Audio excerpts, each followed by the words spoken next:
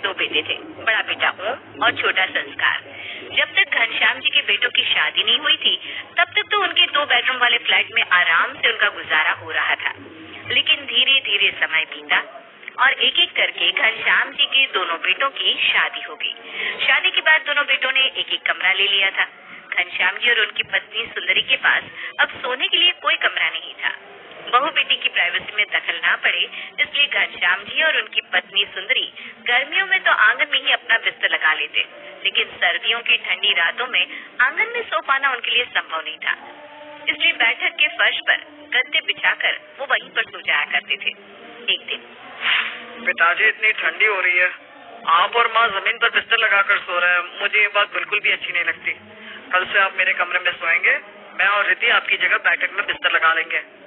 अरे नहीं नहीं बेटा, ऐसे अच्छा थोड़ी ना लगता है। तुम्हारे साथ छोटे बच्चे भी हैं, उसे लेकर कहाँ तुम जमीन पर सोओगे। हमें कोई दिक्कत नहीं बेटा, हम तो गांव और जमीन से जुड़े हुए लोग हैं, बल्कि हमें तो अच्छा लगता है जमीन में बिस्तर लगाकर सोना। रहने दो माँ, ये सब कहने सुनने की बात है। अरे हम लोग आराम से अपने अपने बिस्तरों पर सो रहे हैं, आप और बाबूजी जमीन में पड़े सिकुड़ रहे हैं। अब ये सब मुझसे और बर्दाश्त नहीं होता। बड़ा परिवार हो गया है, हमारे भी बच्चे हो गए। अब इस 2 कमरे के मकान में हमारे बड़े परिवार का गुजारा नहीं है। क्यों ना हम लोग इस मकान को बेचकर एक बड़ा मकान ले लें, जिसमें आपके और माँ के लिए भी एक कमरे की व्यवस्था हो। आखिर कब तक आप लोग ऐसे ही जमीन पर सोकर अपना समय बिताएंगे। बात तो तेरी ठीक है बेटा, हम 4 से 8 हो गए, लेकिन मकान वही का वही है। आखिर गुजारा हो भी तो भला कैसे। ठीक है बेटा, मैं कोशिश करता हूँ कि इस मकान को बेचकर कोई बड़ा मकान मिल जाए तो हमारी समस्या का समाधान हो जाए। घनश्याम जी सरकारी नौकरी से रिटायर हो चुके थे। रिटायरमेंट के समय मिला हुआ फंड का पैसा, बेटों की सेविंग्स और अपना 2 कमरे का मकान बेचने के बाद इतनी कीमत में उन्हें एक अच्छा 4 कमरे वाला घर मिल जाता है। 2 कमरे के मकान से 4 कमरे के मकान में शिफ्ट होने पर दोनों देवरानी जेठानी खुशी से फूली नहीं समा रही थी। सुनिए, इस घर में आने के बाद इतना खुलापन महसूस हो रहा है कि क्या बताऊं। अरे पहले उस छोटे से घर में हॉल में भी ना हर समय कोई ना कोई बैठा हुआ नजर आता था। अब तो सब अपने अपने कमरे में रहते हैं और हॉल बिल्कुल चमचमाता रहता है। चमकते साफ सुथरे हॉल को देखकर ना बड़ी तसल्ली मिलती है, सच्ची। तुम ठीक कह रही हो, बड़े घर में रहने का अलग ही सुख होता है। अरे जब नया मकान ले ही रहे थे तो क्या बिगड़ जाता अगर 4 की जगह 5 कमरे वाला मकान ले लेते तो। बाबूजी को सोचना चाहिए था ना, हमारे भी बच्चे बड़े हो गए, एक कमरे में गुजारा करना कोई आसान थोड़ी ना है। अरे छोड़ो भी ये सब बात है, अब जो है जितना है उसी में संतोष करो। मैं क्यों संतोष करूं? जो बड़े सपने देखता है पूरे उसी के ही होते हैं।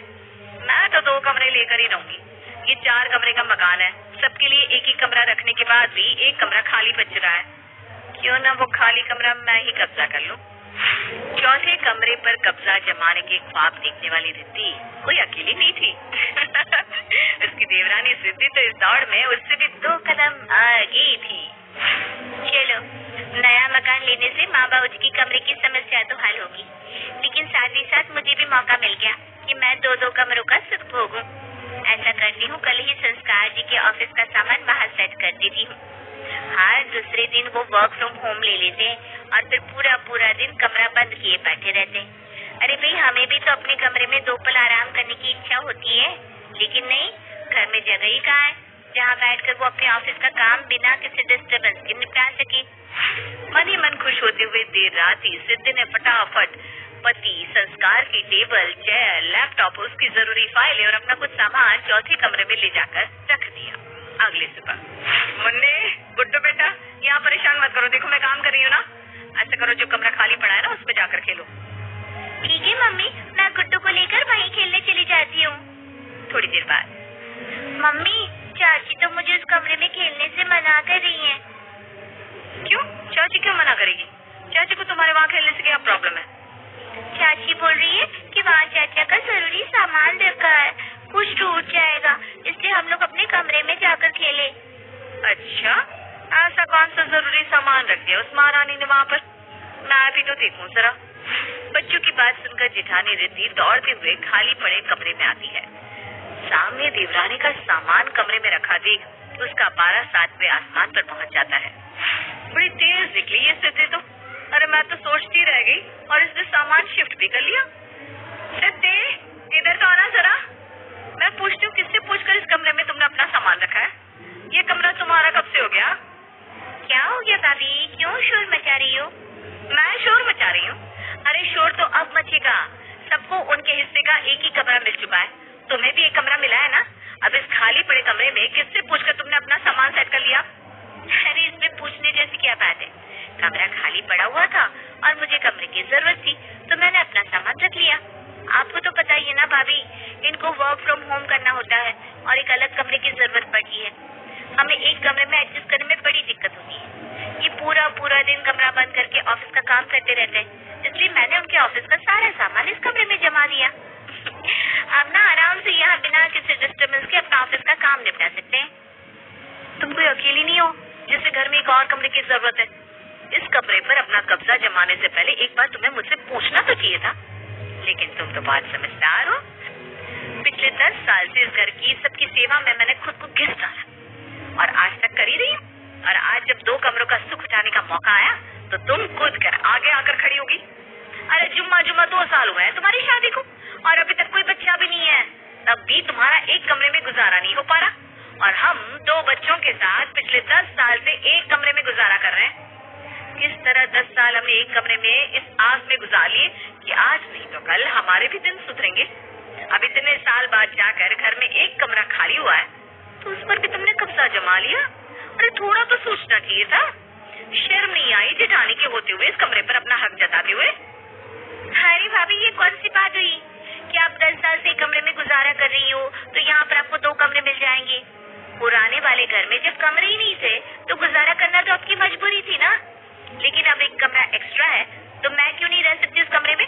और बार बार ये ताना मारना बंद करिए। हाँ, जब आपकी शादी पहले हुई है तो आप ही सबको बनाकर खिलाएंगे ना, मैं तो आती नहीं अपने मायके से सबको रोटी बनाकर खिलाने के लिए। हाय देखो तो कैसे जुबान चला रही है। आज तो मैं माँ जी से कहकर इस कमरे का फैसला करवा कर रहूंगी। माँ जी घर में नहीं है, मामा जी की यहाँ गई है, कल आएंगी। ठीक है फिर आ जाने दो माँ जी को, अब तो कल माँ जी के आने पर ही बात होगी, उसी दिन रात को। भाभी की मनमानी बर्दाश्त करते हुए इतने साल बीत गए, हर बात में भाभी अपने जेठानी होने का दांव खेलती है, लेकिन अब और नहीं। अरे भाग्यवान, ऐसा क्या हो गया जो तुम इतनी नाराज हो रही हो? अरे एक परिवार में रहने वाले लोग एक दूसरे की परेशानियों को नहीं समझ सकते तो उन्हें परिवार कहलाने का कोई अधिकार ही नहीं है। जब से इस घर में आए 4था कमरा खाली ही तो पड़ा था ना। मैंने कल उस कमरे में आपका लैपटॉप और ऑफिस का सामान रख दिया तो इस बात पर आज सुबह से ही भाभी मुझसे झगड़ा कर रही है। बताइए, अगर वो खाली कमरा हमारे किसी काम आ जाएगा तो इसमें भाभी को क्या दिक्कत है? अरे तो तुम्हें भी ऐसे कमरे में अपना सामान रखने से पहले एक बार माँ या भाभी से बात कर लेनी चाहिए थी ना। हो सकता है उन्हें भी कमरे की जरूरत हो। अगर उन्हें भी कमरे की जरूरत है तो रहे ना, हर बार मैं ही अपना हिस्सा क्यों छोड़ूं? मैंने सोच लिया है वो कमरा तो मैं ही लेकर आऊंगी चाहे जो हो जाए। देखो ऐसा है कि पूरा दिन ऑफिस में काम करके मैं बहुत थक कर आता हूँ। तुम्हारी ये देवरानी जेठानी की पंचायत सुनने का मेरे पास ना तो समय है और ना ही एनर्जी। तुम दोनों आपस में निपटा लो, मुझे इन सब में मत घसीटो प्लीज। संस्कार की तरह ही ओम ने भी देवरानी जेठानी के झगड़े के बीच में ना बोलने की बात कहकर अपनी जान छुड़ा ली थी। अगले दिन माँ जी आइए देखिए, बड़ी जेठानी और सास के घर में होते हुए इसने कैसे इस कमरे पर अपना कब्जा जमा लिया। इतना ही नहीं, मेरे कहने पर भी ये कमरा खाली करने के लिए तैयार नहीं हो रही। अरे सिद्धि बेटा, अगर तुम्हें कमरा चाहिए भी था तो तुम्हें एक बार मुझसे पूछ लेना चाहिए था ना। कोई बात नहीं रिद्धि बहू, अगर इसने अपना सामान उसमें रख ही लिया है तो तू ही बड़प्पन दिखाकर अब बात को जाने दे। अरे वाह सासू माँ, आपने तो बहुत खूब फैसला किया। अरे 10 सालों से सेवा मुझसे कराई और कमरा छोटी बहू को देने के लिए तैयार हो गई। ठीक ही कहते हैं कि छोटी बहू के आते ही बड़ी बहू की वैल्यू घर में 0 हो जाती है। अरे ऐसी कोई बात नहीं है रिद्धि, तुम गलत समझ रही हो। मैं तो बस ये चाहती हूँ कि घर की सुख शांति बनी रहे और तुम दोनों ना ये आपस का झगड़ा बंद कर दो बस। अगर आप ये कमरा मुझे दिलवा दो तो झगड़े की कोई बात ही नहीं रहेगी। ऐसे कैसे कमरा आपको मिल जाएगा? कमरे में मैं अपना सामान रख चुकी हूँ और ये कमरा अब से मेरा है। मुझे इससे ज्यादा किसी से कोई बात नहीं करनी। इतना कहकर सिद्धि अपने कमरे में लौट जाती है। आई बड़ी कमरा लेने वाली, छोटे हैं तो क्या हम बेवकूफ हैं कि हमेशा भाभी बड़े होने की धौंस मुझ पर जमाती रहेगी और मैं जीवन भर उनकी बातें सुनती रहूंगी? माँ जी, मुझे बहुत उम्मीद थी कि आप जरूर कुछ मेरे हक की बात करेंगी, लेकिन आपने तो सिद्धि को कुछ कहा ही नहीं। ऐसा लग रहा है जैसे मेरी इस घर में वैल्यू ही नहीं रही। अरे मेरा इतने वर्षों का त्याग, प्रेम सब मिट्टी कर दिया माँ जी आपने। अरे बेटा, वो छोटी है तुझसे, नादान है, यही सोचकर छोड़ देना ये लड़ाई झगड़ा। आपसे कुछ नहीं होगा माँ जी, अब तो जो भी करना है मुझे ही करना होगा। अगले दिन सिद्धि और संस्कार सब्जियां लेने के लिए बाजार जाते हैं। तभी रिद्धि सिद्धि का सामान निकाल कर कमरे से बाहर फेंक देती है और उसके अंदर अपना सामान रख लेती है। कुछ देर बाद जब सिद्धि बाजार से लौट कर आती है तो देखती है उसका सामान कमरे से बाहर पड़ा हुआ है। माँ जी, ये मेरा सामान कमरे से बाहर किसने निकाला? अरे बेटा, मैं तो सत्संग में गई थी, मुझे नहीं पता मेरे पीछे घर में क्या हुआ क्या नहीं। देख लिया संस्कार जी आपने अपनी भाभी की हरकत। उनकी हिम्मत इतनी ज्यादा बढ़ गई है कि मेरा सामान तक कमरे से बाहर निकाल कर फेंक दिया है। अब मैं उन्हें नहीं छोड़ने वाली। अरे बेटा, क्यों तुम दोनों सारे मोहल्ले को तमाशा दिखाने पर तुली हुई हो? पता नहीं किस घड़ी में हमने ये 4 कमरे का मकान खरीदा था, घर ना हुआ कलेश की जड़ हो गई। भाभी, ये मेरा सामान आपने यहाँ फेंका है ना? हाँ, मैंने ही फेंका है। इस घर को खरीदने में हमने भी बराबर का शेयर दिया है। फिर तू 2 कमरे क्यों लेगी? बड़ी मैं हूँ, तुझसे पहले इस पर मेरा अधिकार है। भाभी, आपको जो भी कहना था सामने से कह दी ना। हमारे ना होने पर चोरी चुपके हमारा सामान कमरे से बाहर फेंकना कोई अच्छी बात तो नहीं है। संस्कार, किस तरह से बात कर रहे हो तुम अपनी भाभी से? अरे मैं तो आज तक कभी घर में औरतों की लड़ाई झगड़े के बीच में ये सोचकर नहीं बोला कि उनका आपस का झगड़ा है वो खुद सुलझा लेंगे, लेकिन तू छोटा होकर बड़ी भाभी से सवाल करने लगा। अरे भैया, तो मैं कौन सा इन लोगों के झगड़े के बीच में कभी बोलता हूँ, लेकिन आज जो भाभी ने किया ना वो सरासर गलत है। अच्छा, और जो तेरी पत्नी ने चुपके चुपके अपना सामान उस कमरे में शिफ्ट कर लिया था वो ठीक था? उसने चोरी छुपे सामान रखा था तो रिद्धि ने चोरी छुपके तुम्हारा सामान बाहर निकाल दिया। फिर आज इतना बुरा मानने की क्या बात है? बड़े भाई को अपनी पत्नी का पक्ष लेते देख संस्कार का गुस्सा आसमान छूने लगता है। ठीक है भैया, अब तो मैं भी देखता हूँ कि आप कैसे ये कमरा लेते हो। अरे बेटा, एक कमरे के पीछे दोनों भाई कुत्ते बिल्लियों की तरह लड़ रहे हो। छोटे बड़े का लिहाज भी भूल गए हो तुम दोनों। ठीक है, तुम दोनों को 2-2 कमरे चाहिए ना? तुम दोनों 2-2 कमरे रख लो, हम दोनों अपना कमरा छोड़ने को तैयार हैं। बड़ी बहू, हमारे कमरे में तुम अपना सामान रख लो, और छोटे बहू ये जो खाली कमरा है आज से तुम्हारा हुआ। अब तो खुश हो दोनों, कम से कम अब तो ये लड़ाई झगड़ा बंद कर दो। अरे कॉलोनी में निकलने में भी शर्म आती है। 4 लोग सुनते होंगे तो क्या कहते होंगे कि घनश्याम जी के दोनों बेटे एक कमरे के लिए रोज घर में महाभारत करते हैं। पिता की बात सुनकर दोनों बेटे शांत हो गए। मैं आपका कमरा क्यों लूंगी भला? मुझे तो यही वाला कमरा चाहिए। बड़ी बहू, आप मुझे बिल्कुल भी शोर शराबा नहीं चाहिए। मैंने एक बार कह दिया तो मतलब कह दिया। चुपचाप अपना सामान मेरे कमरे में रखो, नहीं तो अब मैं घर छोड़कर चली जाऊंगी। सास की बात सुनकर बड़ी बहू रिद्धि अपना सामान सास के कमरे में रख लेती है। फिलहाल तो लड़ाई झगड़ा थम गया था। दोनों बहुओं के पास 2-2 कमरे आ गए थे और बेचारे सास ससुर फिर से हॉल की फर्श पर सोने को मजबूर हो गए थे।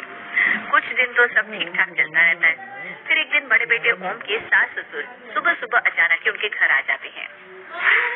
अरे बहन जी, आप यहाँ फर्श पर क्यों सो रही हैं?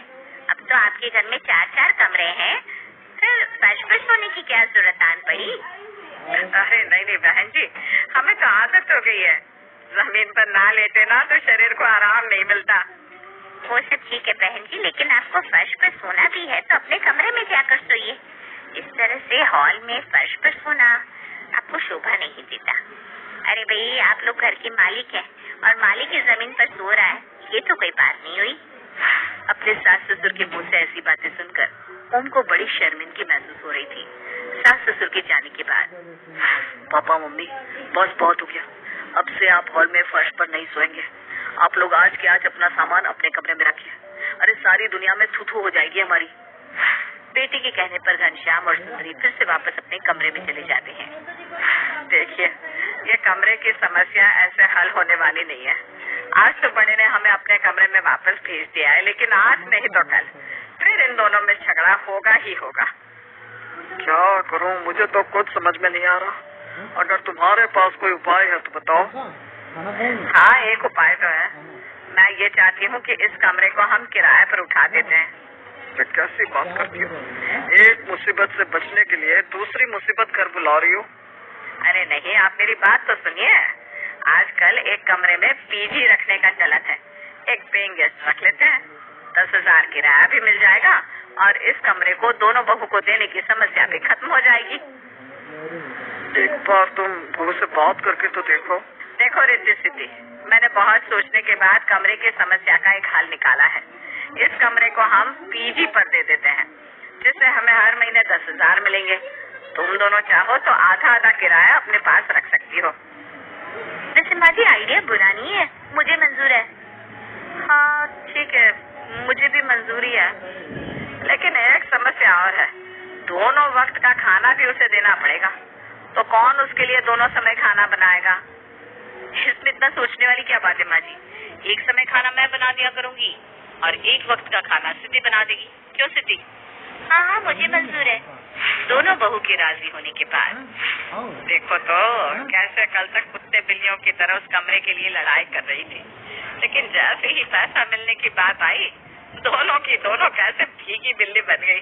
ठीक ही कहा है किसी ने, बाप बड़ा ना भैया, सबसे बड़ा रुपया।